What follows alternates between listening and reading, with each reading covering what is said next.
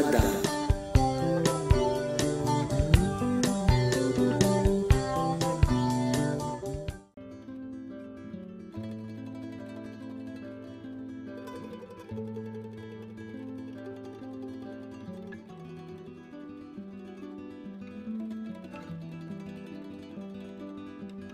Anthony Burgess, in A Clockwork Orange, said, "If he can only perform good or only perform evil, then he is a clockwork orange, meaning that he has the appearance of an organism, lovely with color and juice, but is in fact only a clockwork toy to be wound up by God or the devil."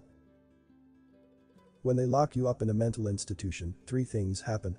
Your physical freedom is taken away, your health freedom is taken away, and you're stuck with crazy people. Trying to understand today's society is an exercise in madness. It just doesn't make sense unless you buck the indoctrination into high-minded concepts like democracy, freedom, justice and liberty.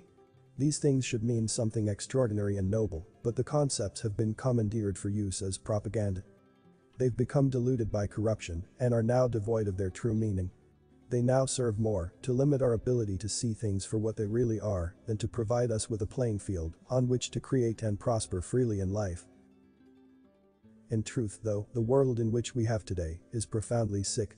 Dr. Sebi, a natural health physician and plant-based diet advocate, was heavily persecuted by the medical establishment for criticizing and providing alternatives to the medicine-for-profit paradigm.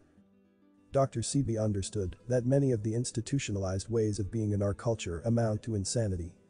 Dr. Sebi said, "A society that keeps cures a secret so they can continue to sell medication for huge profits is not a real society, but a huge mental asylum." And he's right, isn't he? Why would a sane person withhold a cure from another human being?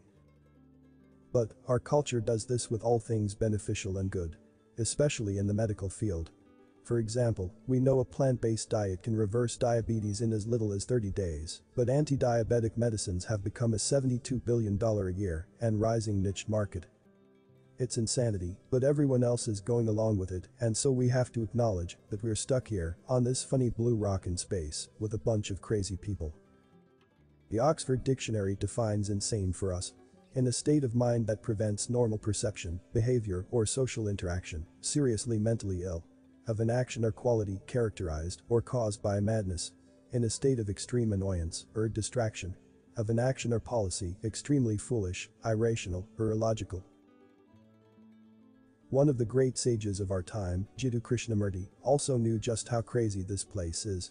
But he warned us not to make it feel like home, not to get too cozy with it, not to get too adjusted and domesticated by it all. Jiddu Krishnamurti said, "It is no measure of health to be well adjusted to a profoundly sick society." Nearly all of the serious problems we have in the world have tangible, practical solutions, yet so many of these solutions are repressed or rolled out ridiculously slowly under manipulation by entrenched industries.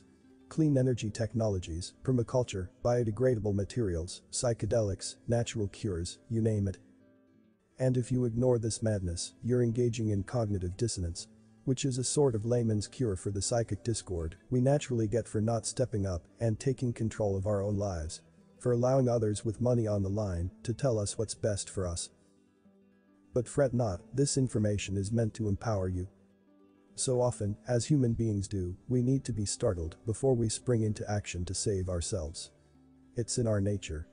And this information is part of that wake-up call. The message is simple. You have extraordinary control over your health and wellness, if only you will take control and stop deferring to a system that is prioritized around sales and stock gains. Otherwise, you're just another crazy person in an insane world.